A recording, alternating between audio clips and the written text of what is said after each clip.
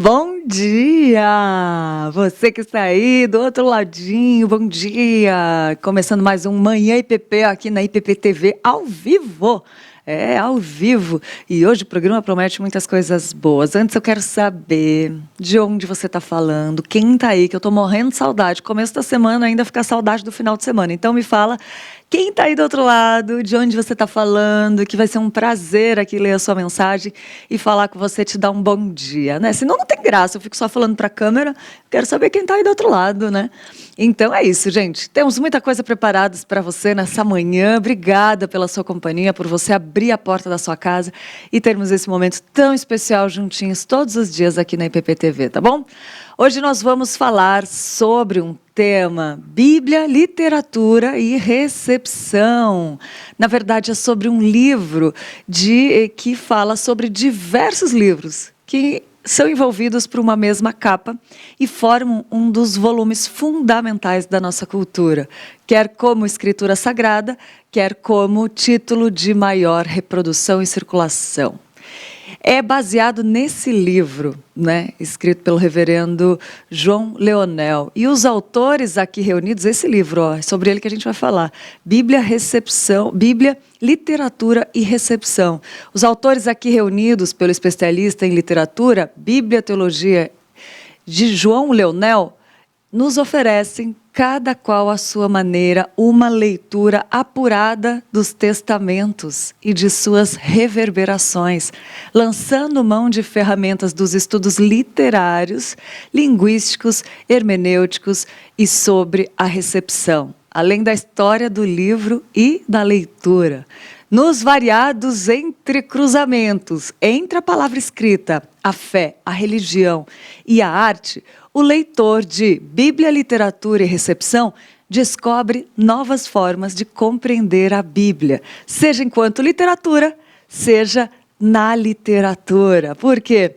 Revelam, assim, múltiplas interpretações e representações e conformações de discursos sobre a vida interior e em sociedade. Também, fruto da inspiração literária, a Bíblia inspira onipresente, vou repetir, também como fruto de inspiração literária, a Bíblia inspira onipresente nas ricas bibliotecas e nos lares comuns. Tantos leitores ilustres, Graciliano Ramos, Machado de Assis, Olavo Bilac, Clarice Lispector, quanto os anônimos, né, que embora não escrevam livros, encontram outras formas de registrar sua experiência espiritual e artística com o livro produzido, a partir das mais diversas perspectivas, metodologias e nacionalidades. Bíblia, literatura e recepção é uma imersão na história da cultura escrita. Essas palavras, esse prefácio do livro foi escrito por Carolina Bednarek, né? E está lá nesse livro que nós vamos falar hoje. Nosso convidado é o próprio autor do livro, o reverendo João Leonel. Uma honra recebê-lo aqui, mas depois a gente vai falar com ele, porque antes nós temos alguns quadros aqui gostosos. E o primeiro é o versículo do dia, que está lá em Eclesiastes 3,14, que diz assim: eu sei que tudo quanto Deus faz durará eternamente. Nada se lhe pode acrescentar e nada lhe tirar. E isso faz Deus para que os homens temam diante dele. Eclesiastes 3,14. Ô, coisa boa começar amanhã desse jeito, hein? Meu Deus do céu! E além de começar meditando num versículo, a gente medita no que as pessoas sentem por aí, aonde? No Stories que edificam, lá no Instagram das pessoas. Vamos ver o que as pessoas postaram e a gente clicou?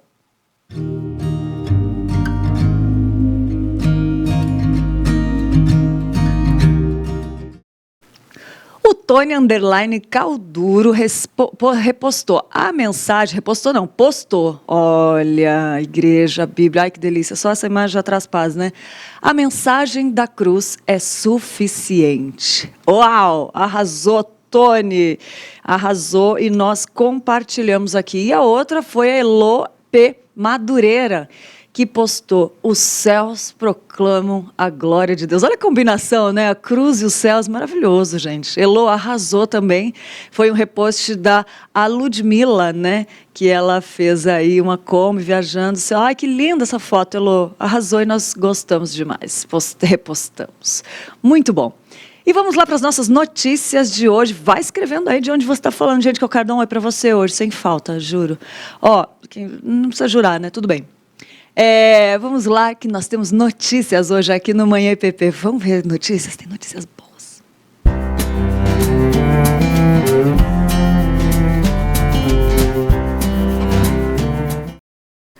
Uma ação organizada pela Associação dos Amigos de Alto de Pinheiros recolheu e destinou corretamente toneladas de lixo eletrônico. A atividade conta com a participação de moradores e voluntários. Logo de manhã, o Luiz retirou de casa o lixo eletrônico que estava acumulado. Ele é consciente dos problemas que esses materiais podem causar. Tem que ter consciência que o eletrônico, essa tecnologia, ela também causa muito lixo, né?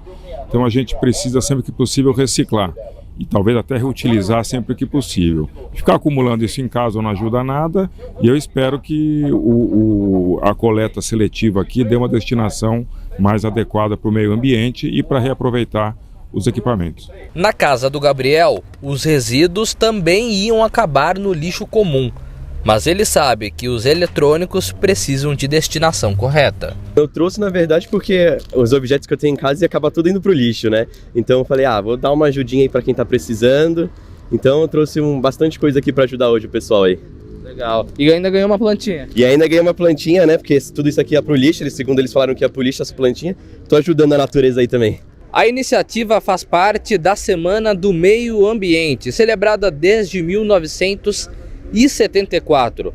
O objetivo é mobilizar e conscientizar a sociedade sobre a importância da preservação da natureza, por meio do descarte correto desses lixos eletrônicos.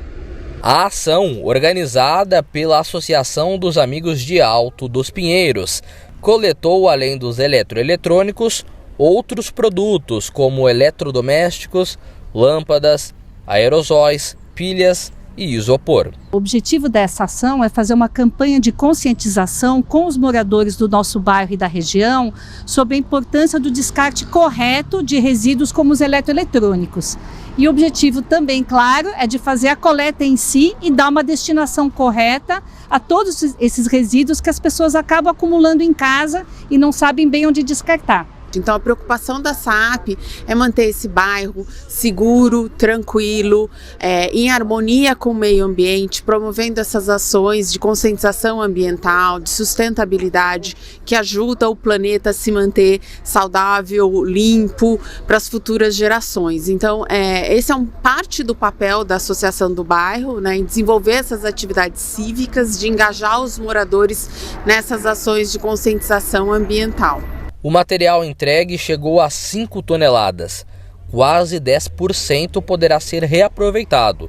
90% vão para a reciclagem. Esse material vai para a empresa e da empresa é feita toda uma triagem, uma separação, uma segregação. Então o resíduo ele volta a ser resíduo, plástico, ferro, papel, e um percentual pequeno desse material a gente vai fazer com que volte para quem possa ter acesso, né? Então, por exemplo, um aparelho de DVD, né, um computador que dê para reusar. Então basicamente é isso, por quê? Para poder ajudar e impulsionar quem realmente precisa também, né?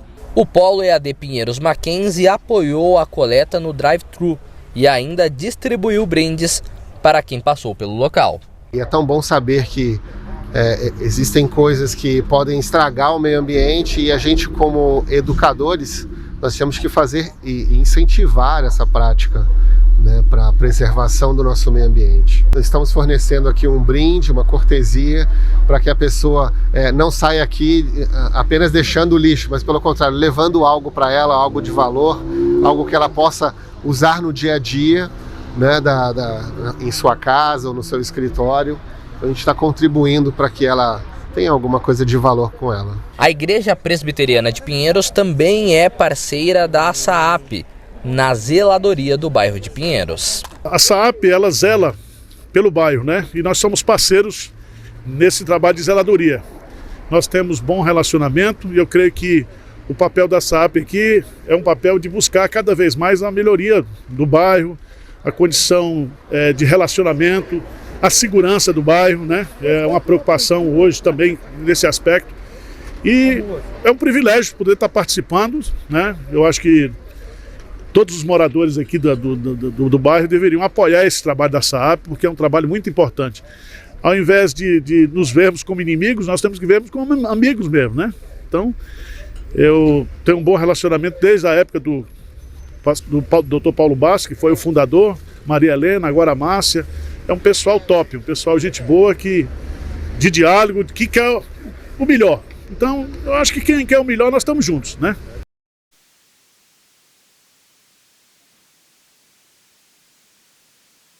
Coisa linda, quem quer o melhor, nós estamos juntos, né? Desse jeito. Que beleza esse trabalho. E eu quero falar para você, se prepare para uma viagem inesquecível para a Alemanha e Israel, ao lado do nosso querido reverendo Arival Dias Casimiro. Para onde? Confira só essas imagens desses lugares, dá uma olhadinha.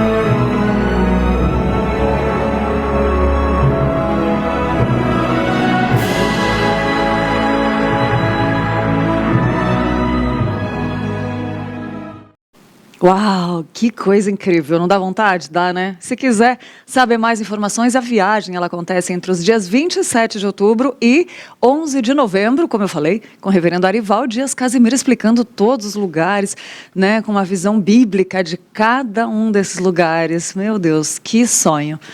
Se quiser saber mais e realizar essa vontade, né, esse passeio, né, nessa imersão na história bíblica, anote os telefones aí, entre em contato para mais informações no WhatsApp 15 99651 3613 ou também 15 991 55 5122. Liga lá ou manda uma mensagem e saiba mais informações. E se for a vontade de Deus, participa dessa viagem. Vai ser marcante na sua vida.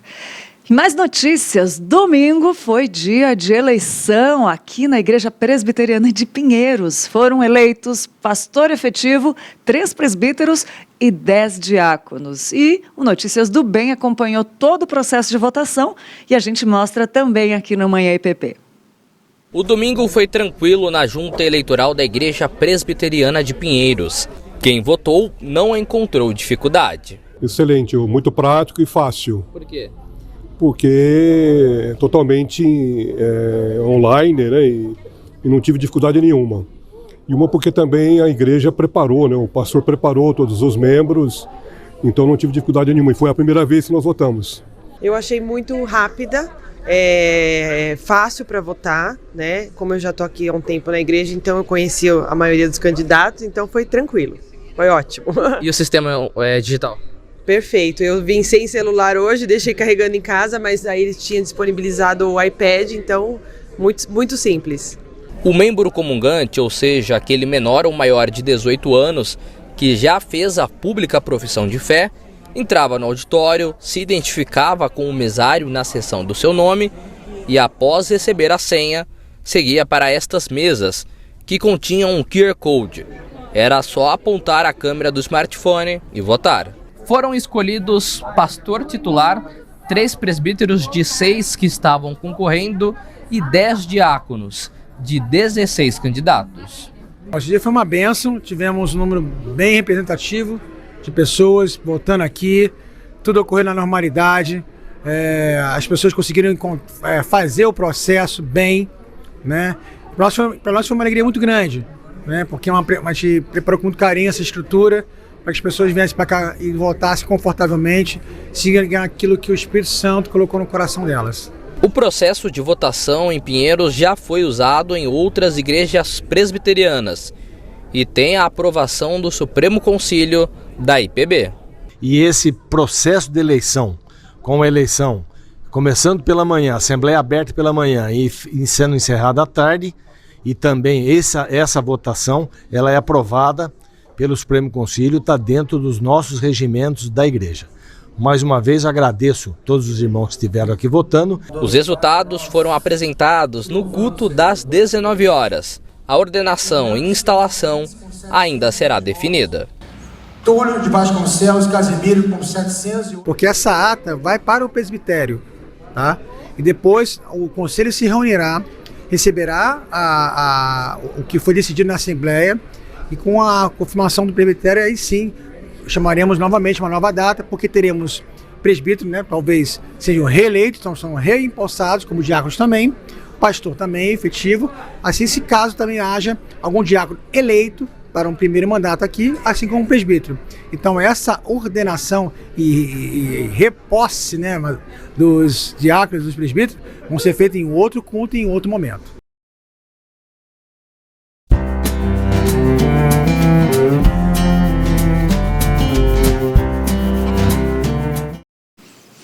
Olha aí, que bênção, né? Louvado seja Deus pelos seus escolhidos, que bênção. E vamos lá para a nossa conversa. O reverendo João Leonel, pastor na Igreja Presbiteriana de Tatuí, São Paulo, é professor no Seminário Presbiteriano do Sul, lá em Campinas, e na graduação e pós-graduação em Letras na Universidade Presbiteriana Mackenzie. Também tem graduação em Teologia e em Letras, mestrado em Ciências da Religião pela UMESP e doutorado em Teoria e História Literária na Unicamp. Pós-doutorado em História da Leitura, Universidade Nova de Lisboa, em Portugal. E é com muita honra, muito prazer que nós recebemos aqui no Manhã EPP o reverendo João Leonel. Muito bom dia, reverendo. Bom dia, Lídia. Bom dia ao pessoal da tua equipe, o pessoal que nos assiste nessa manhã. Reverendo, que presente de Deus poder falar sobre esse livro tão rico, né? E eu queria que o senhor falasse um pouquinho sobre o que ele fala, para quem está em casa assistindo, poder entender o que é esse livro que nós vamos falar, por que nós escolhemos para falar dele hoje, o que ele fala, assim, só dá um briefing rapidinho que nós já vamos entrar em mais detalhes sobre ele. Na realidade, Lídia, eu sou organizador desse livro, ou seja, eu convidei colegas pesquisadores e também membros do grupo de pesquisa que eu coordeno, que é ligado à CNPq. Então, cada um produziu um capítulo dentro da temática, e aí eu juntei isso tudo, fiz contato com a editora, então, de modo que eu sou organizador, tenho um capítulo meu nessa obra também. Na realidade, para ser bem genérico, a ideia que nos moveu era, dentro de um projeto de pesquisa, elaborar um material que fosse uma contribuição para o nosso campo acadêmico, que é da letras e também na conexão com a teologia, com a história, e ao mesmo tempo que também esse material servisse para estudantes dessas áreas, ou seja, de letras, teologia, história, seus passos iniciais e até mesmo chegando lá na ponta, na comunidade, nos leitores, né, que não tem essa formação técnica, mas que podem se interessar por essa obra. Fenomenal, reverendo. E sabe uma das coisas que me chamou a atenção? Ele é muito rico, né? E mistura, assim, como a Bíblia está presente nos nossos dias e na nossa literatura. Olha que coisa incrível. Clarice Lispector, Olavo Bilac, né? Machado de Assis. E eu queria que você falasse um pouco desse lado, assim, que é tão interessante, porque muita gente faz uma dicotomia, né? Do que é a graça de Deus sobre a vida, e a arte expressa muito isso, a literatura, então, meu Deus do céu, queria que o senhor falasse dessa riqueza também na literatura brasileira. Bem, a gente que tem, né, no nosso contexto particular agora, né, do teu programa, talvez da maioria dos seus, daqueles que nos assistem, a gente que tem essa vivência de igreja, a gente acaba tendo a prática da leitura, vamos dizer assim, religiosa da Bíblia, que é a leitura fundamental para nós, né, a regra de fé e prática, a palavra de Deus, etc. Ao mesmo tempo, a Bíblia tem uma presença extremamente fundamental na cultura ocidental. E ela está na base não só de muito da nossa literatura brasileira, europeia, latino-americana, enfim, como ela está na base da própria cultura. Então, no caso meu particular, né, dentro de um programa de pós-graduação, eu trabalho numa linha de pesquisa que tenta olhar para as letras numa perspectiva do discurso religioso. E, no meu caso, também muito particular, em pesquisas ligadas à Bíblia, na literatura e numa leitura literária da Bíblia. Então, nesse caso, a gente tenta pensar e pesquisar como a Bíblia vem influenciando a literatura, seja nacional ou internacional, e como ela se manifesta, né, nas histórias, nos enredos, nos poemas, de modo que ela está muito mais presente do que a gente pode imaginar. Na realidade, vamos pensar assim, do ponto de vista mais acadêmico, ainda uma certa resistência a isso, mas essa resistência tem caído até a partir dos contatos que a gente tem, daí, das obras e, enfim, dos grupos de pesquisa que estão trabalhando aí no mundo inteiro, no Brasil, Europa, Estados Unidos, enfim, que mostram que a religião, a Bíblia, são, do ponto de vista da pesquisa acadêmica, do ponto de vista da cultura, primordiais para o estudo e para a gente entender muita coisa da Bíblia. O senhor tocou num ponto bem interessante que vem aumentado aí. Eu percebi que nas livrarias, né, comuns assim da cidade tem aumentado conteúdos e variedades de livros, de devocionais bíblicos. Primeiro você ia buscar, tinha assim, espiritual, aí tinha uma mistura lá de católico com espírita, com todas as religiões, né? E hoje eu vi uma variedade muito grande de devocionais cristãos mesmo, evangélicos, assim, com autores cristocêntricos, né, sem muita heresia, né, assim, sem quase nada de heresia, firmado mesmo. E eu queria que o senhor comentasse isso, se essa velocidade, tudo que vem acontecendo, o senhor também percebeu o senhor falou, né, mas como isso tem ganhado espaço e credibilidade. A Bíblia tem toda a credibilidade do mundo, né? A gente que não põe ela no lugar certo. Mas eu queria que o senhor comentasse esse aumento aí. O que o senhor acha que se deu esse aumento? Veja, Lídia, em parte isso é reflexo do aumento do número de protestantes evangélicos no Brasil, né? Então a gente, em 30 anos, 40 anos, a gente saiu de um grupo diminuto para um grupo extremamente representativo em todos os níveis.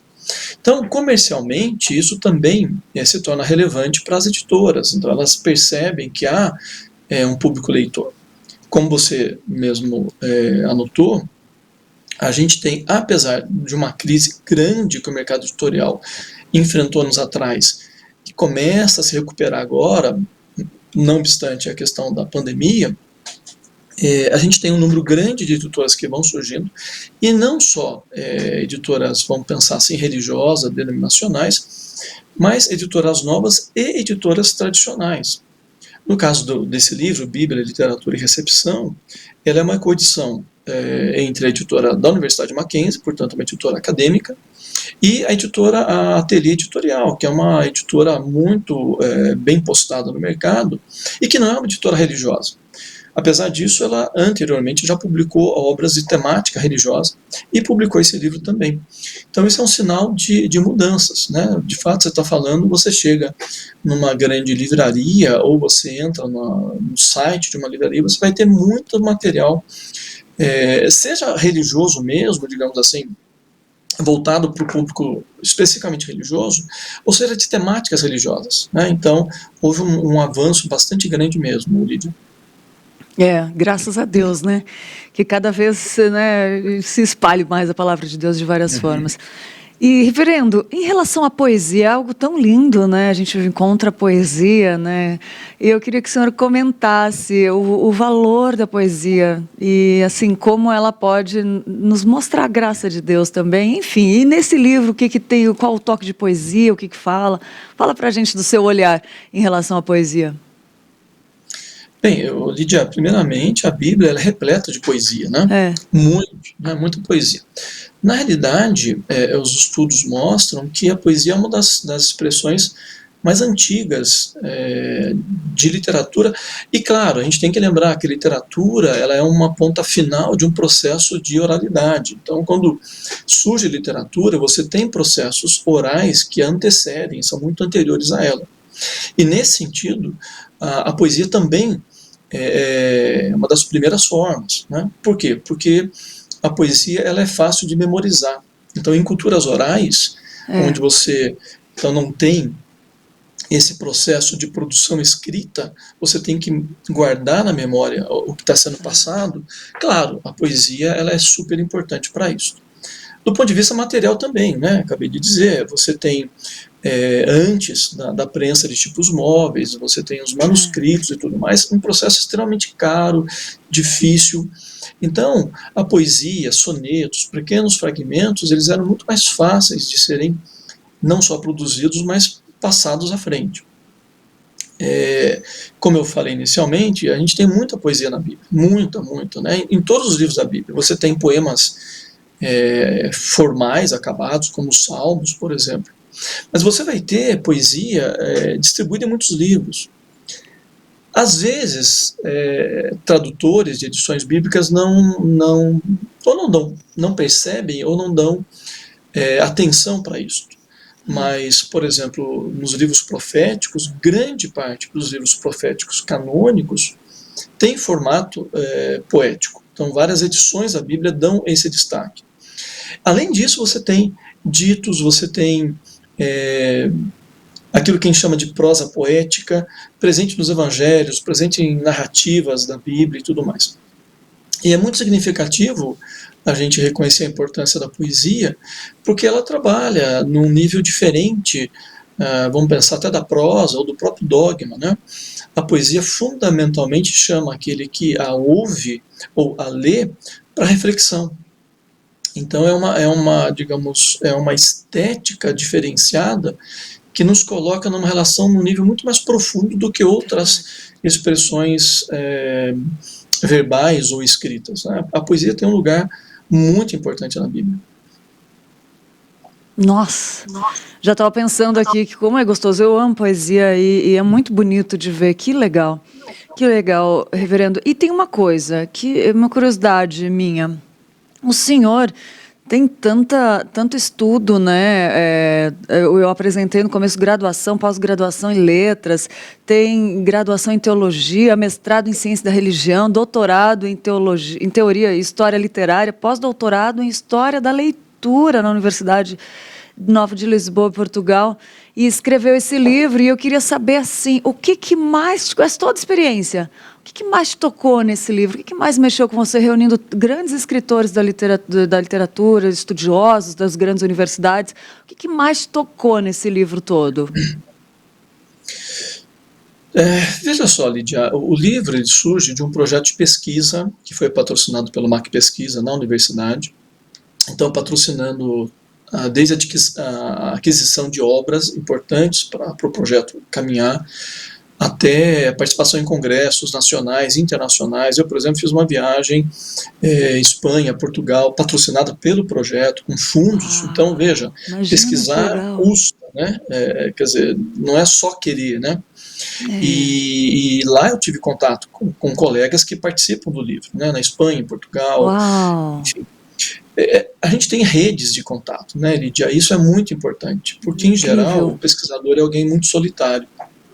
Mas à medida que você tem grupos de pesquisa, então que você tem colegas, você tem orientandos de doutorado, mestrado, iniciação científica, TCC, etc., você vai tecendo essa rede e ela é muito produtiva do ponto de vista de formação, você está formando quadros, mas também de ser uma comunidade mesmo, você está junto, você está conversando, você está trocando ideias, e aí isso se expande, né? Então a gente tem nesse livro 2 colegas de Portugal, uma colega da Espanha, um colega da Holanda, uma colega dos Estados Unidos. Isso tudo é em torno das pesquisas que a gente faz. A gente vai descobrindo pessoas e vai contactando e tudo mais. Uau. Então, produzir o livro nesse contexto foi bastante interessante. Sem contar a questão da temática, que a gente pode falar um pouquinho mais depois. Do que? Desculpa, reverendo, não entendi. Da temática, né? Dos temas. Ah, tá.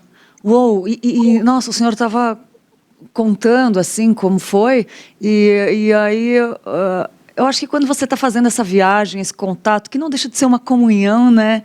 E com essas pessoas que talvez estão ali sozinhas em cada ponto, mas se torna uma comunhão e que depois, que obra, né? Que resultado é um fruto, né? Daquilo que você quer compartilhar. E olha como o leitor, quando pega uma obra dessa e sente viajando, não é por acaso, né? Sente indo, chegando naqueles lugares, tendo aquela imersão na história, nos detalhes, né? É muito bonito o que Deus faz, né? Através da arte, é muito bonito, muito bonito. Mas conta da didática, a gente pode entrar um pouco mais nessa questão, se o senhor quiser falar, lógico. Claro. O livro está dividido em três sessões, Lídia. A primeira e que refletem o título, na realidade, né? A primeira é Bíblia como literatura. Então a gente exerce um olhar mais estético para o texto literário. E com isso a gente não está querendo substituir ou negar princípios tradicionais de interpretação. A gente os usa. Mas como a gente está fazendo uma leitura do texto bíblico que pode contemplar tanto o leitor religioso, né, de fé e tal, quanto pode contemplar também o leitor que lê a Bíblia por prazer, porque gosta, tem um prazer estético. Sim. Então a gente usa ferramentas de análise literária que potencializam a compreensão dos textos. Então, alguns capítulos iniciais tratam disso. Um segundo bloco trata da presença da Bíblia na literatura. Então, aqui que você mencionou agora vários autores brasileiros, né, de ficção. Então, colegas olham para determinados autores e pesquisam, estudam como a Bíblia está presente, como a Bíblia influenciou, como textos literários dialogam com a Bíblia, né, e recuperam elementos bastante interessantes. E um terceiro bloco trata da recepção da Bíblia. Essa é uma área bastante nova no Brasil. Os estudos de recepção na literatura eles já são bastante fortes. Eles ligam tanto o pessoal da teoria literária, da crítica literária, da história, da sociologia, da antropologia, enfim, via a história do livro e da leitura. Mas nos estudos, digamos, religiosos ou bíblicos, a gente praticamente não tem nada. Eu arriscaria dizer, e posso estar equivocado, mas que talvez esse livro seja o primeiro em contexto brasileiro que trata especificamente de como textos bíblicos são recebidos. Uau. O que isso significa? A gente vai para além da discussão da interpretação certa e errada, a gente vai se perguntar por que em determinado lugar, determinado grupo lê como lê. Então a questão não é ele lê certo ou lê errado, a questão é o que está influenciando esse tipo de leitura, o que faz com que certos produtos interpretativos surjam. Uau, que incrível isso. Tem base a ideia, Lídia, de que nós somos todos grupos de leitores, né? Sim. Então, vamos pensar, você tem, de um modo muito geral, um grupo de leitor católico e um grupo de leitor evangélico, que leem a Bíblia, mas leem com particularidades. No nosso meio evangélico, você vai ter o leitor pentecostal, neopentecostal e da igreja histórica, todos lendo a Bíblia, o mesmo texto, mas lendo a partir de elementos diferenciados. Então, aquilo que nos forma também influencia a nossa leitura. Então, a recepção da Bíblia, nesse campo de estudo muito interessante, ele leva em consideração essa questão e percebe, então, os resultados dessas leituras variadas. O senhor estava falando aqui, e eu estava viajando pensando nisso, como isso faz diferença, a interpretação de cada um, que é completamente não digo, mas é fortemente influenciada pela cultura de onde vive. Eu fiquei lembrando de uma coisa que aconteceu comigo e com meu marido, que eu fui mostrar para ele um gráfico falando disso, e aí ele falou de outro ângulo de vista. Eu falei, nossa, como isso acontece com a Bíblia, né? E eu acho, voltando um pouco para o livro, reverendo, eu queria chamar a atenção para um dos tópicos aqui do índice, né, dos capítulos. Na primeira parte, olha como chama a atenção. Por que começam assim os evangelhos? Dá vontade de ler. Por que os evangelhos começam assim, né? É muito interessante. A Bíblia como literatura, né? Está falando na primeira parte. Mateus, lá 1:18, 1:18 a 2:23, a identidade messiânica de Jesus. Forma e função da esterilidade no ciclo narrativo de Sara e Abraão. Oh, meu Deus! Aí depois, na segunda parte, gente, não dá vontade de ler? Bíblia e literatura. Graciliano Ramos e a Bíblia Sagrada. Oh, meu Deus! O 7. O pecado das origens e a busca de sentido. Gente, esse livro está maravilhoso. A gente não está conseguindo colocar hoje por um probleminha técnico que acontece, gente. Desculpa, mas estou sendo sincera. Mas a gente vai colocar todos os dados para quem está assistindo aqui embaixo, do Reverendo João, do livro onde compra, que daqui a pouco a gente vai falar, onde consegue, todos descritos abaixo na descrição do vídeo, tá? Então não se preocupe. Depois a gente deixa os contatos, o livro, porque eu sei que você vai querer, quem está assistindo vai querer. Então calma, a gente vai dar um jeitinho, tá? Graças a Deus, apesar de nós, ele age. Imagens da Bíblia na poesia épica brasileira. Pastor, eu confesso, eu não li, mas esse livro chegou nas... Eu estou louca para ler esse livro, confesso, de verdade. E o terceiro, eu só citei alguns, tá, gente? Que me despertou muita curiosidade, eu preciso ler.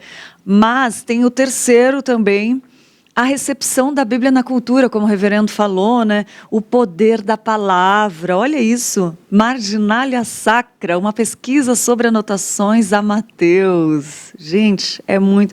Espelhos de papel. Eu queria que o senhor comentasse cada um desses, mas assim, algum deles você tem vontade de comentar mais desses, assim, que é muito interessante? Eu posso falar de alguns deles. Oba, por favor. O primeiro capítulo que você menciona, do professor Anderson. Anderson foi meu orientante de doutorado, olha só. Como é bacana você, né, investir, trabalhar e depois o orientando se tornar um colega. Ele analisa a abertura dos evangelhos a partir de um teórico da literatura muito famoso, muito importante, britânico, chamado Terry Eagleton. Ele tem um livro, Como Ler Literatura, e um dos capítulos do Eagleton é exatamente sobre a importância do começo dos livros.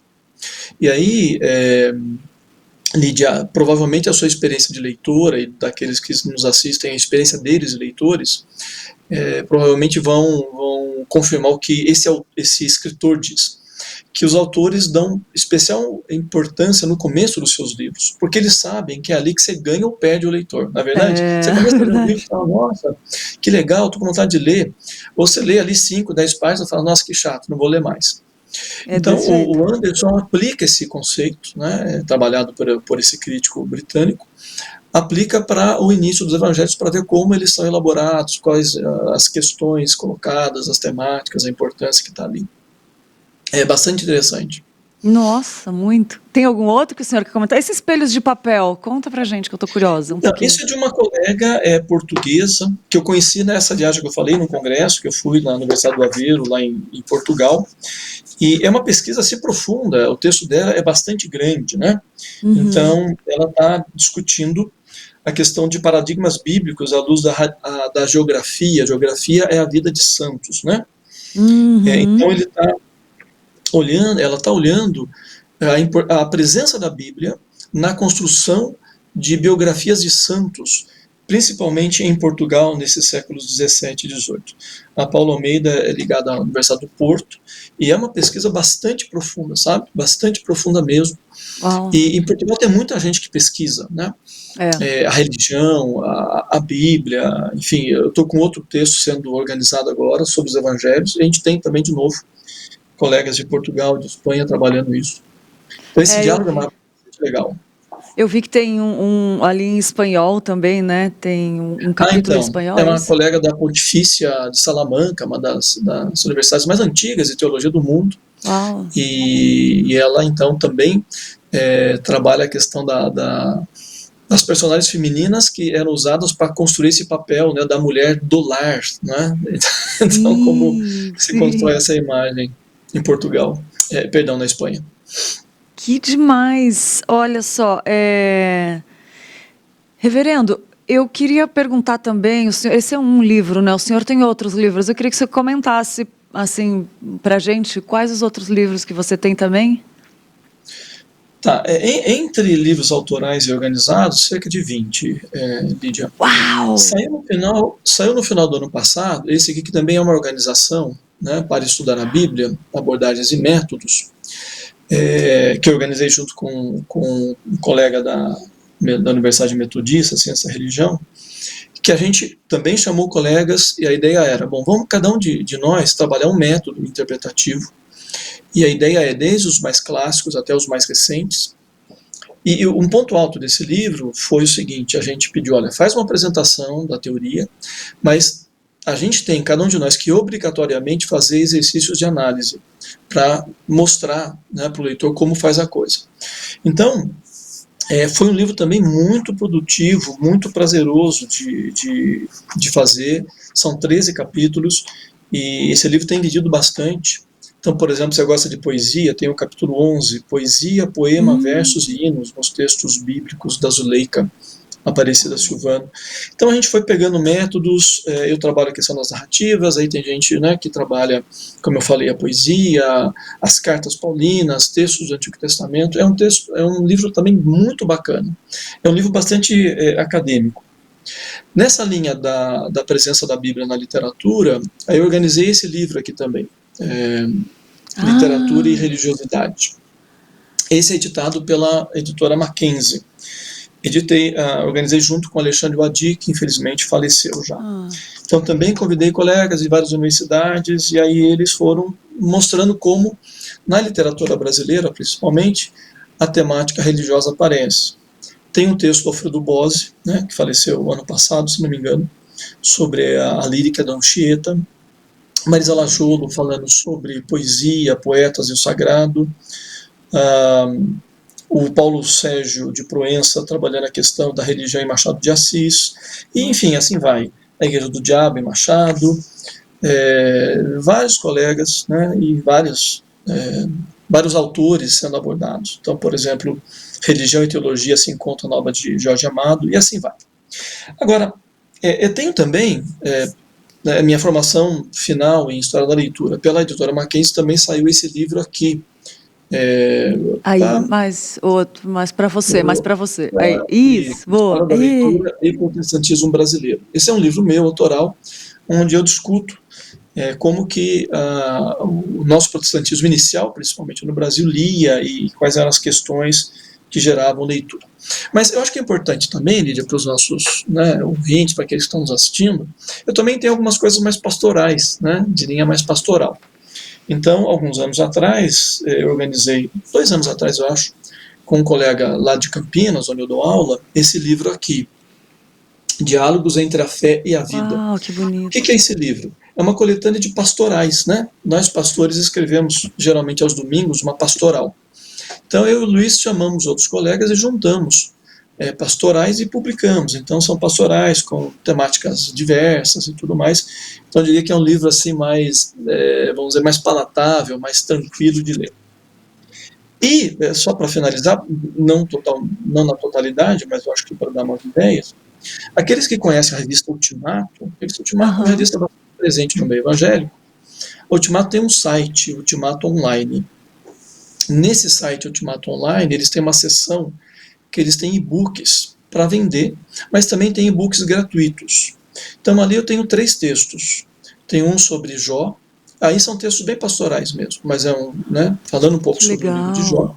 Ótimo. Outro sobre o Apocalipse, né? E um que eu escrevi junto com o Gladir Cabral sobre o Natal, são reflexões natalinas. Então aí são textos bem pastorais, né? Bem assim, para o crente ler e tal, mas textos mais digamos, de mais fácil leitura, né?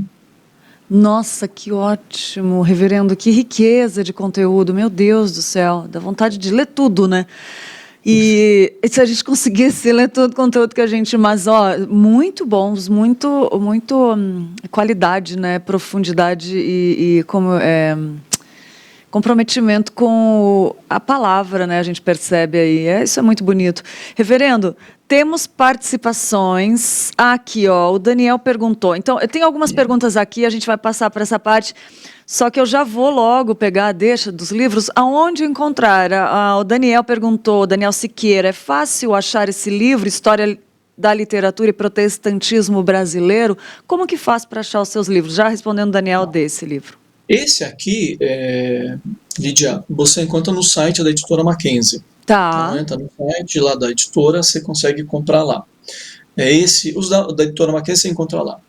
O que eu estou lançando recente agora, né? Bíblia, Literatura e Recepção, para estudar a Bíblia, esse outro, Diálogos entre Fé e Vida e tudo mais, você encontra tanto no site da editora Recriar, quanto na Amazon. Tá. Esse Bíblia, Literatura e Recepção você encontra na Amazon, encontra também no site da Ateliê Editorial e também no site da editora Mackenzie. Então, é fácil de achar. Facinho. Agora, perguntas. Quero dar bom dia também, aproveitar para quem está nos assistindo, né? Débora deu bom dia lá da Suíça. A Delva também. Bom dia, Lídia, Graça e Paz, esse convidado também. O Rubens fez 2 perguntas. Rubens Oliveira, ótimo tema. Ele perguntou se o senhor conhece e indica expoentes da literatura de ficção cristã. Mais ou menos. E aí também depende o que você está entendendo como ficção cristã, né? Uhum. Tem um amigo meu, que é o Leandro Lima, que escreve com pseudônimo, mas eu não vou lembrar a obra dele, mas ele tem uma obra de ficção que me parece foi muito bem recebida, não sei se está no 2º ou 3º volume, mas aí é fácil, vocês acho que conseguem achar esse material do Leandro Lima. E a gente tem os tradicionais, né? O C.S. Lewis, né? A obra de ficção dele, a obra do Tolkien, que aí são, né, clássicos muito interessantes de serem lidos. E a outra pergunta dele, reverendo, é se os estudiosos de outros países se preocupam, se eles têm ciência da cosmovisão cristã, no seu ponto de vista. Bem, se a gente for pensar em Estados Unidos e Europa, eles têm muito mais cosmovisão cristã do que nós, na medida em que isso está na base do surgimento de várias dessas nações, né, Lídia? Então, tem, mas talvez não no sentido mais estrito que a gente está querendo falar. Tá. Porque aí, nesse sentido, o que se chama de cosmovisão vai ser uma postura de fé, né? Tá. Então, aí realmente é bastante limitado. Mas que na produção literária, vamos pensar aí vamos chutar até meados do século XX, você vai ter uma presença forte. Eu falo do Brasil, por exemplo. É muito nítido você pensar em textos de Anchieta, Padre Vieira, textos sacros do Gregório de Matos. Então, esse pessoal que vem até o século XVIII, entra no XIX, comecinho do XX, quando eles tratam de temas religiosos, eles sempre tratam assim como fonte e de modo muito respeitoso. De meados do século XX para cá, você começa a ter abordagens, então, né, vamos pegar o século XIX, no final do século XIX já com Machado. Você já tem uma abordagem mais crítica, às vezes irônica, e isso vai se tornando uma ênfase. Então, por exemplo, hoje, salvo alguns autores, né, mas vamos pensar, um autor que eu estudei, Moacir Scliar, ele tem um livro chamado A Mulher que Escreveu a Bíblia. É uma grande sátira que ele faz. Assim, o leitor religioso até se sente mal, porque ele brinca, sabe? Então, é uma pegada mais crítica e satírica. Eu diria que isso é uma tendência na literatura mais recente. Exatamente. Até porque, reverendo, quando o senhor começou a falar, a gente vê que os Estados Unidos eles têm uma base, né, muito mais fortalecida do que nós, mas eu já vi comentários de que eles, né, estão num esfriamento espiritual, assim, que falam, a gente já passou por acho que já passaram por essa profundidade e agora eles se acham que estão bem porque já entenderam isso e deu esse esfriamento, assim, muito bem explicado na sua resposta, essa questão aí dessa mudança, mas permanecendo a base com alguns escritores antigos, né? Muito legal mesmo, reverendo. Que resposta incrível. Creio que respondeu a pergunta do Rubens aí, né? E o Daniel falou que já vai às compras já dos livros. Depois a gente vai deixar aqui embaixo também algumas indicações. E, reverendo, esse livro que a gente está falando, Bíblia, Literatura e Recepção, qual o capítulo que o senhor mais gostou? Tirando o meu, Lídia. Boa, gostei. Fala do seu, então. Não, eu vou falar de um que eu recomendo, que eu acho que ele é bastante importante para entender as relações da Bíblia, Bíblia, religião e literatura, que é o do Paulo Augusto de Souza Nogueira, é o 10. A recepção da Bíblia na cultura, entre estrutura complexa e distância temporal. É um texto muito importante. Todos os demais são muito importantes, mas esse eu acho que se alguém quer entender um pouco como que a Bíblia trabalha, a religião trabalha em questões culturais, eu acho que esse texto do Paulo, que é professor na PUC de Campinas, é muitíssimo importante, muitíssimo. Agora, para quem trabalha com criança, por exemplo, tem esse da Ângela, né? Worshipper, Worker, Warrior, a representação de Neemias em Bíblias infantis. Então ela discute a recepção, como que, né, essas Bíblias veiculam as histórias infantis e tal. Uau, demais. Meu Deus, que assunto bom. Reverendo, queria que o senhor falasse para as pessoas que talvez não tenham o costume de ler, assim, não conseguem pegar o hábito. Por que é importante o incentivo? Deixa Deus te usar aí para incentivar a ler mais profundamente, principalmente as Escrituras. Tá. Eu acho, Lídia, que eu falo da minha experiência, que às vezes a gente tem uma formação leitora meio equivocada. Então eu lembro que assim no antigo colegial, né, no ensino médio hoje, o pessoal mandava ler os clássicos, né, Júlio de Alencar, Senhora, Iracema, Dom Casmurro, do Machado. Dom Casmurro. Não, embora sejam assim clássicos, não é uma leitura inicial, né? Não é uma leitura boa para iniciar. Então, para quem não tem o costume de ler, eu sugiro, comece lendo crônicas, né? São curtinhas, pega um bom cronista, e eu tenho quase certeza que isso vai despertar o gosto. Leia contos, né? São histórias mais curtas também, né? Você pega um livro de contos, você pode ler 1, 2, 3. Comece com literatura menor, poesia, né? Começa lendo um bom poeta, enfim, pega a sugestão. Não precisa pegar lá uma maçã enorme e achar que tem que dar conta.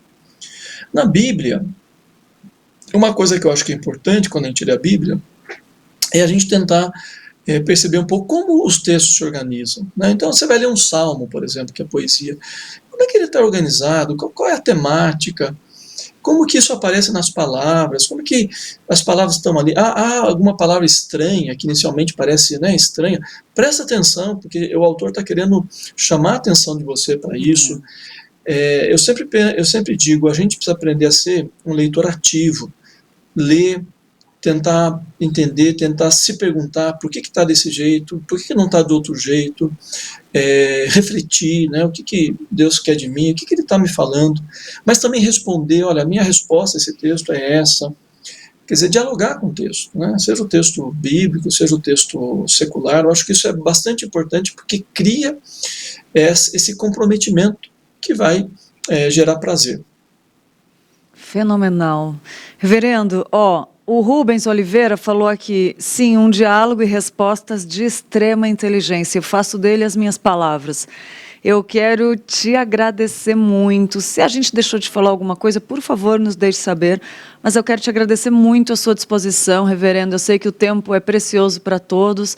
E você se dedicar a vir aqui, nos falar dessa obra, que com certeza despertou muita vontade de degustar cada palavra.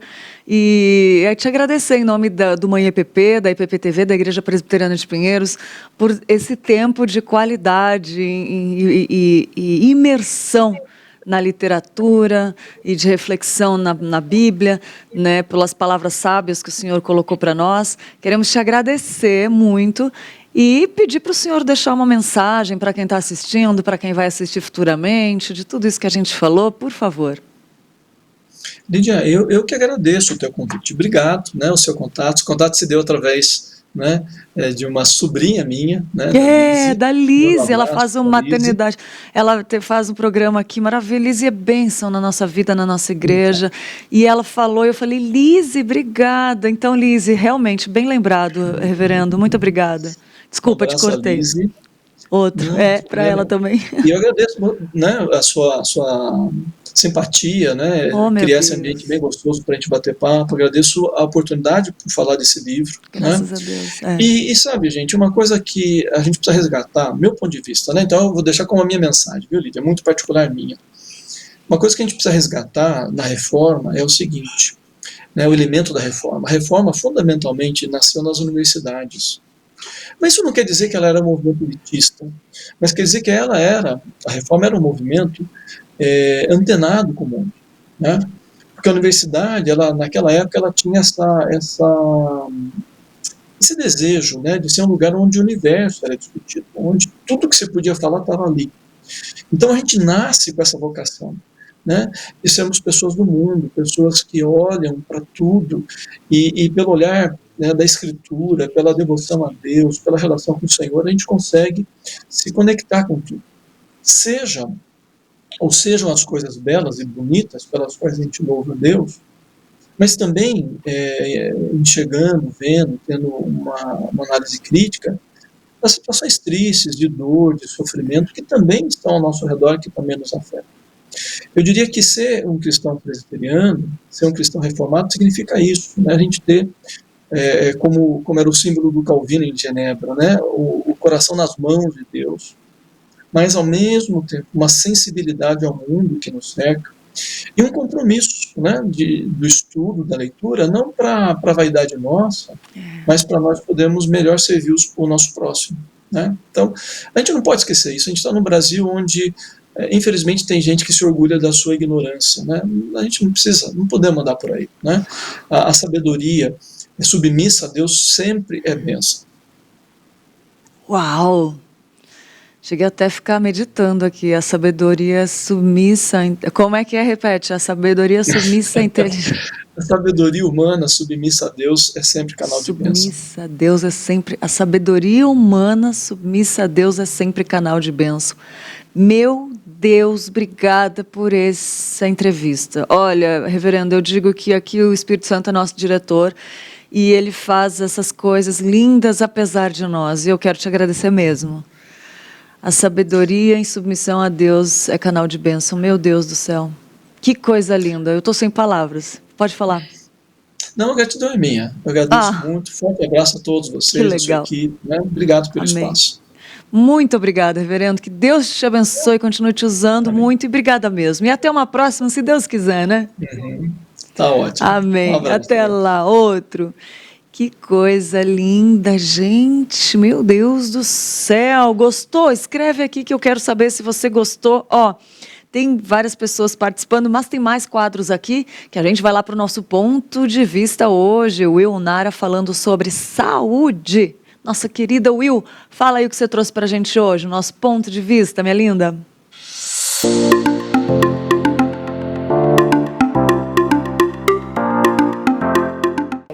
Oi, gente, tudo bom?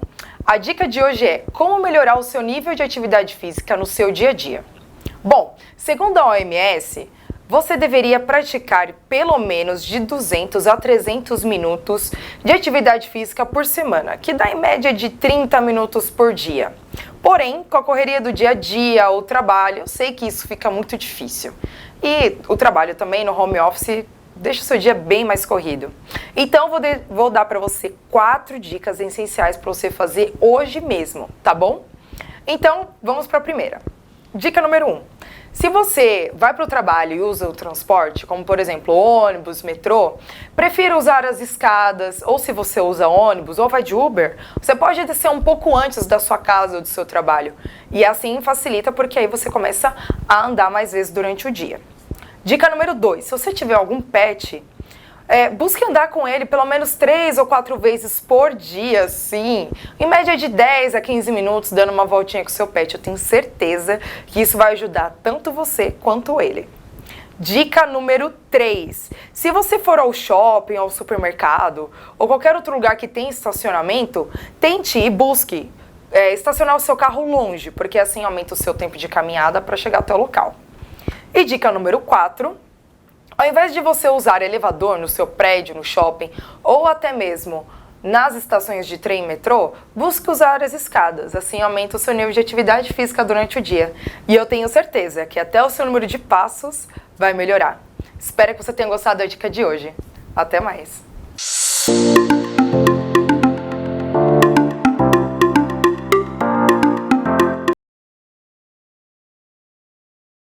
Muito bom! E a gente tem mais coisas, Minuto Curioso, tudo para você logo depois do intervalo. A gente vai fazer um intervalo só para tomar uma aguinha e já voltamos. Fica aí, que tem muita coisa legal depois. Eu te espero.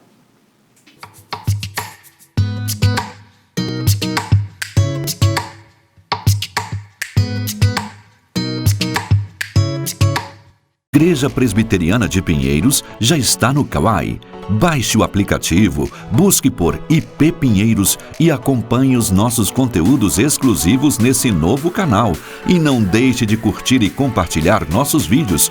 Continuamos com a Palavra de Deus em todas as plataformas, nos mais diferentes formatos, para abençoar você. IP Pinheiros no Kawai. Divulgue essa novidade.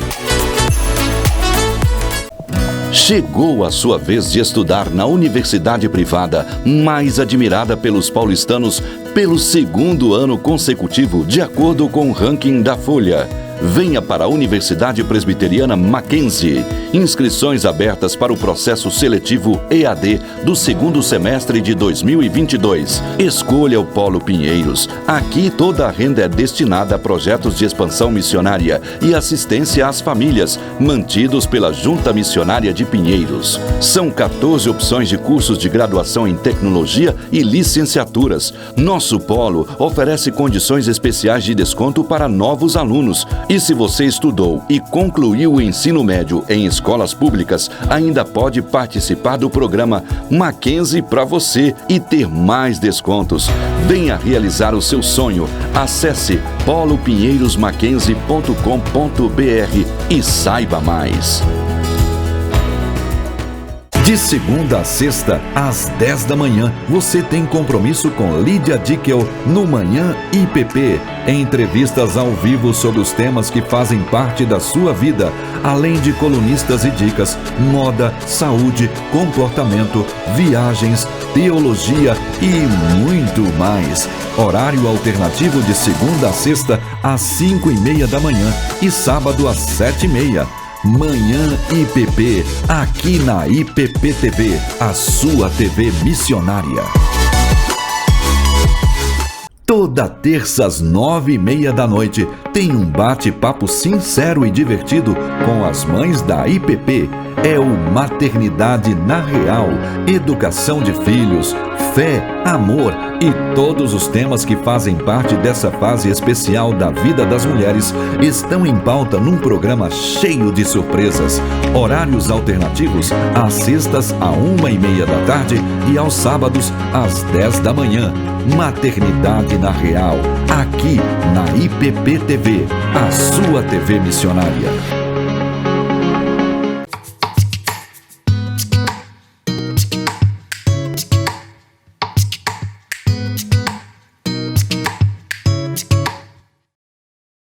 De volta para falar que a Confissão de Fé foi elaborada com o propósito de ser uma bússola doutrinária para a igreja e unir os cristãos numa mesma fé. É isso, porque no mundo caído, onde historicamente a igreja é atacada por heresias e falsos ensinos, ela precisa se firmar somente nos ensinamentos da Palavra de Deus que estão na Confissão de Fé. E a Fé dos Eleitos 1 e 2 é um material escrito pelo reverendo Arivaldo Dias Casimiro para que os leitores possam conhecer o conteúdo da Confissão de Fé de Westminster usando o método de estudo indutivo. Você lê o capítulo lá no livro, lê a pergunta e vai lá na Bíblia constatar e conferir as doutrinas da Bíblia, né? Aí você volta lá e responde. Isso é um material de estudo indutivo, né? Seguindo o texto da Confissão de Fé. E essas 2 revistas podem ser encontradas. Elas podem ser encontradas na editora Ezion e podem ser usadas tanto em grupo como individualmente. Você pode fazer sozinho o estudo, né? Ou pode reunir alguém, um amigo, uma amiga, para estudar mais profundo. Quer estudar alguém a Bíblia? Não sabe como fazer? Quer fazer? Gente, dica simples, fácil. E você começa a se aprofundar na Bíblia. Elas são fininhas e não tem erro. Você vai lá, lê o texto, capítulo 1, né? E aí vai lá, responde, lê a Bíblia. É muito simples, muito fácil de estudar a Bíblia mais profundo. Não é difícil estudar a Bíblia, gente. E sem heresias, né? Confissão de Fé de Westminster, trazendo aí, né, um estudo feito pelo reverendo Arival Dias Casimiro para se tornar muito fácil da gente ir profundamente na Bíblia. Não tem mais desculpa. Tá aí, se você quiser, editoresion.com.br, e ainda tem desconto de 20% se você comprar o kit. E também valores especiais no atacado, né? Se quer comprar mais, fazer com a igreja inteira, tem desconto especial. Então, faz aí o seu pedido. E lembrando o principal, gente, na Editora Ezion, quando você compra alguma coisa, você se torna automaticamente um investidor do Reino de Deus. Por quê? Todo o lucro da Editora Ezion é revertido para missões. Isso é a coisa mais linda da Editora Ezion e é lindo. Lindo, lindo, lindo, lindo, e a gente sabe que isso acontece. Então, toda vez que você compra na Editora Ezion, você se torna automaticamente um investidor do Reino de Deus. As pessoas que estão por aí no campo estão recebendo a sua ajuda, tá bom? Fica aí a dica para você que quer se aprofundar e colaborar com o Reino de Deus. Ai, que lindo, gente. Só de pensar eu fico mexida, emocionada com isso. E também tem versículo da manhã, reverendo Homer Cardoso trouxe um versículo e uma aplicação para a nossa vida. Vamos prestar atenção? Vamos lá.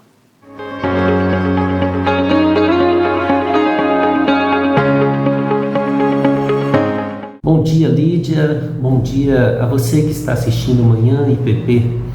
O versículo que eu trago para você nessa manhã está em 1 Coríntios capítulo 16, versículo 14. Diz assim: todos os vossos atos sejam feitos com amor. Quando fazemos alguma coisa com amor, além de fazer melhor, a gente tem intensa alegria no nosso coração. Então, tudo que você fizer, faça com amor.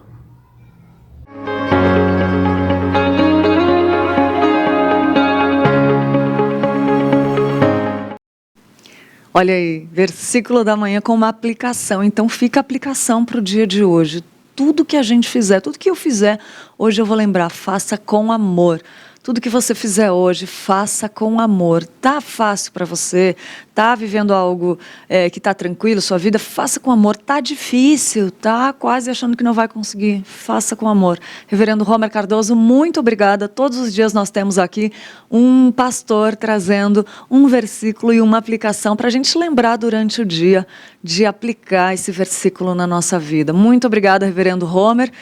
E também, vamos lá, que eu quero falar sobre o estilo, né? Cada pessoa tem um estilo preferido ao decorar o ambiente, né? Pode ser moderno, pode ser minimalista, pode ser clássico, pode ser nórdico, né? E a Qualivinil disponibiliza uma consultoria de cores para você descobrir a sua paleta de cores também para os ambientes. Não tem na moda?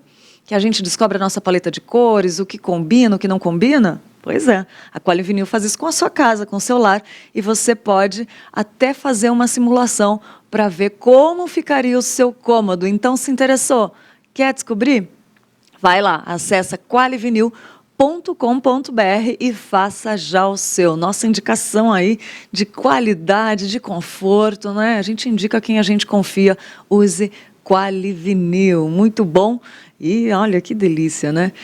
E é isso aí, gente. Tem mais coisas aqui no Manhã IPP. Minuto Curioso. Vamos. Olha, eu tenho certeza que você vai gostar do nosso Minuto Curioso. Vamos lá ver a nossa curiosidade de hoje.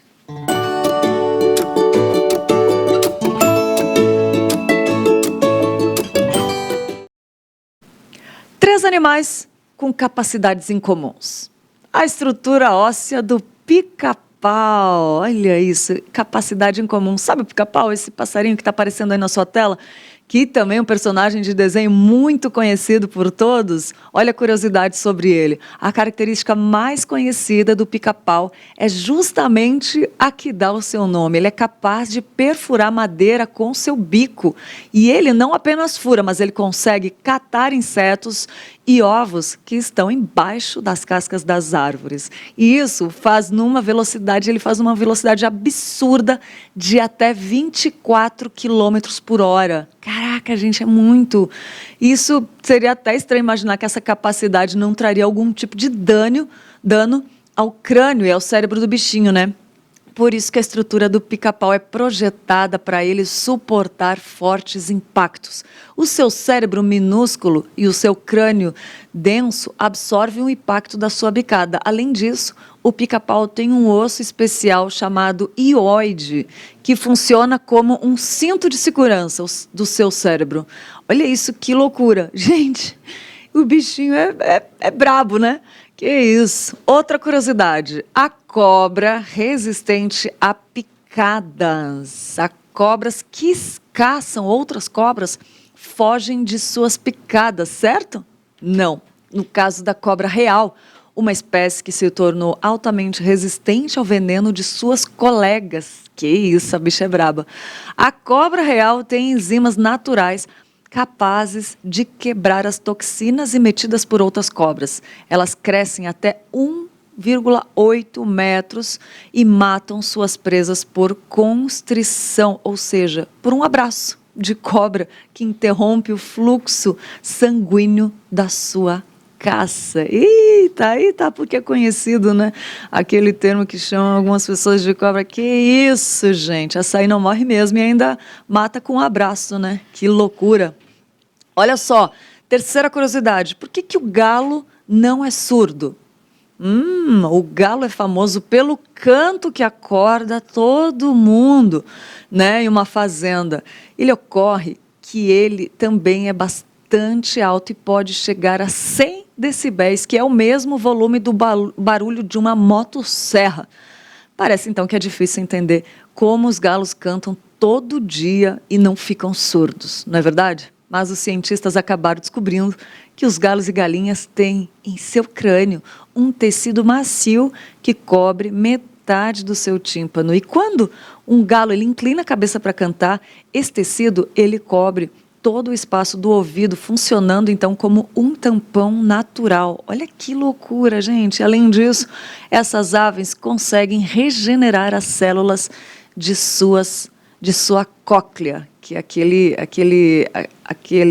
aquela parte do ouvido bem no íntimo do ouvido, né? Que é onde é responsável pelo som. Se prejudicou a cóclea, né? Compromete aí a audição.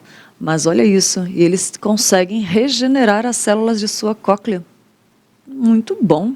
Curiosidades do dia aqui no Manhã IPP, deixando a gente mais informado, curioso aí sobre os nosso universo, né? Muito bom. E falando em universo, tem aquele universo gostoso, né? Que é as comidinhas, e o nosso quadro Receita do Dia vai ensinar a fazer muito rápido e gostoso um doce de pêssego com receitas da Titia Oficial. Então vamos lá ver como fazer um doce de pêssego rápido, bem feito e muito gostoso.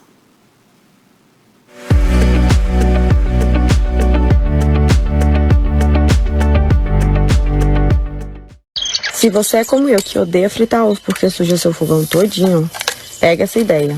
Provavelmente isso não é uma ideia nova, mas eu tive esse pensamento hoje, porque eu sempre frito ovo e sempre tenho problema com o meu fogão todo sujo. E os nossos avós e mães que utilizavam provavelmente já sabem dessa dica. Eu só conhecia aquela frigideira que tem duas tampas, né, que vira o ovo. Agora eu tenho a minha própria, baratinha, R$16.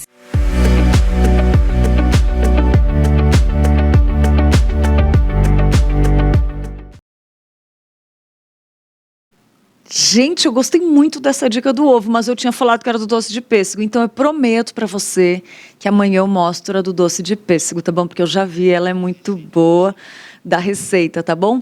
Então, amanhã... Ah, tem aqui? Obrigada, Gu. Então vamos lá, vamos ver. Aquela era a dica do dia. Agora, então mostro hoje já, mas amanhã eu quero você aqui de novo, viu? Não foge, não. Amanhã eu quero você aqui de novo. Vou mostrar hoje, então, a receita do doce. Aquela era só a dica de como fazer um ovo, que eu gostei demais, viu? Vamos lá, então, aprender a fazer o doce de pêssego com receitas da Titia Oficial.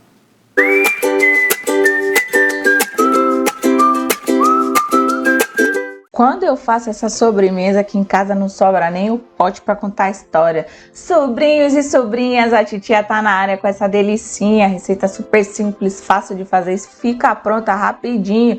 Então já pega papel e caneta, salva essa receita. Eu vou deixar os ingredientes na descrição aqui do vídeo, são poucos ingredientes, super fáceis de encontrar. Essa sobremesa ela fica super saborosa, bem levezinha assim, e não fica enjoativa, é top demais, você vai querer comer muito, de tão gostosa que fica. Pode fazer no seu Natal em porções individuais, igual eu tô fazendo no vídeo, ou em um refratário único, fica a seu critério. O importante é você fazer porque é top, top, top demais, tá bom? Se você já tá curtindo esse vídeo, curte, comenta, compartilha, marca as amigas, tá bom? Me segue pra você não perder nada. E é isso. Receitinha já tá quase pronta, super deliciosa para vocês. Curtiu? Comenta, segue a titia. Beijocas!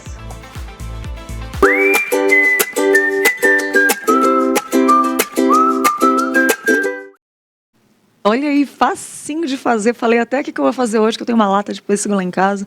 Uma delicinha! Receitas da Titia Oficial, muito bom, obrigada, Receitas da Titia, que aceitou aí deixar a gente mostrar as receitas dela. É uma página que a gente descobriu e gostamos, é comunhão, né? A gente ficar caminhando aí é muito gostoso. E tem mais aqui no EPP, não acabou ainda, esse programa tá muito gostoso, né, gente? Fala sério, é Deus que faz apesar de nós, né? Mas tem Minutos Ion e Luísa Carniel trouxe dica de livro. Lu, fala pra gente qual o livro que você escolheu para nos mostrar hoje.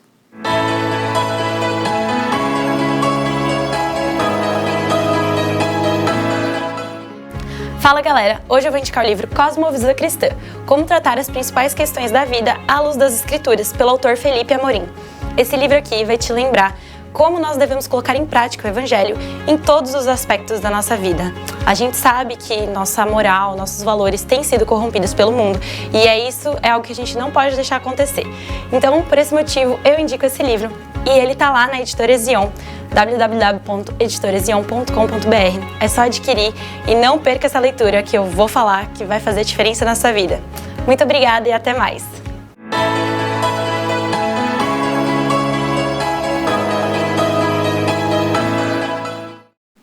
Amei, Lu! Cosmovisão Cristã, a gente falou disso antes, dica especial, quer seguir, acessa lá ezion.com.br e já vê todos os que tem lá. Tem uma infinidade de livros muito bons, escolhidos a dedos, assim, sem heresia, pode confiar aí. E lembrando, se você comprar um livro na Ezion, você automaticamente se torna um investidor do Reino de Deus, que 100% são revertidos em missões.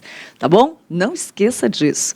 E agora a gente tem um recado para você que quer decorar a sua casa com todo o requinte e sofisticação que só os móveis planejados da Finger podem trazer para você.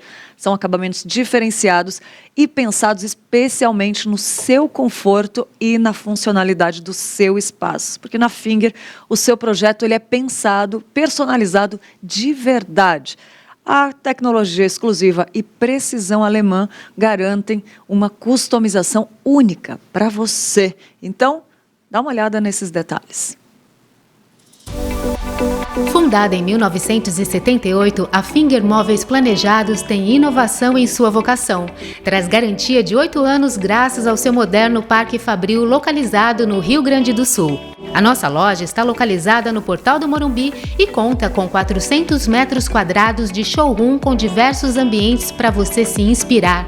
Nossa equipe é altamente treinada, formada por arquitetos e design de interiores, prontos para transformar ambientes e te surpreender. Temos o compromisso de transformar ambientes para o bem-estar das pessoas, com projetos inovadores e a tradição que já dura mais de 40 anos. Nossos projetos são exclusivos, feitos para atender todas as suas expectativas. São pensados para a usabilidade e função do seu espaço, além de privacidade, relaxamento e bem-estar. Transformamos seus sonhos em realidade. Nos sigam nas redes sociais.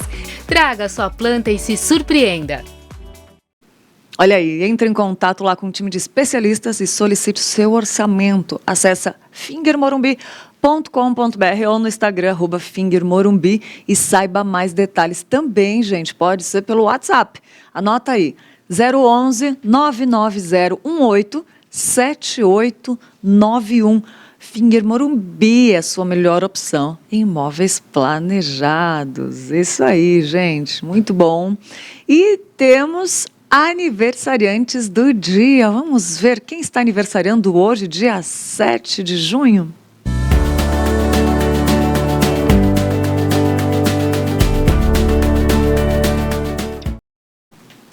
Parabéns para Ana Luísa Hack, a Bruna Rafaela Bozelli, o Christian Robson Vieira e o Edson Fernandes e também a Giovana von Sosten. Muito bom. Também quem está aniversariando hoje é a Gisele Maria de Souza, o João Vitorino de Melo, a Marilei Vasconcelos da Mota Machado, Matheus Casimiro. Parabéns, Matheus. Deus te abençoe, filho do pastor Arival.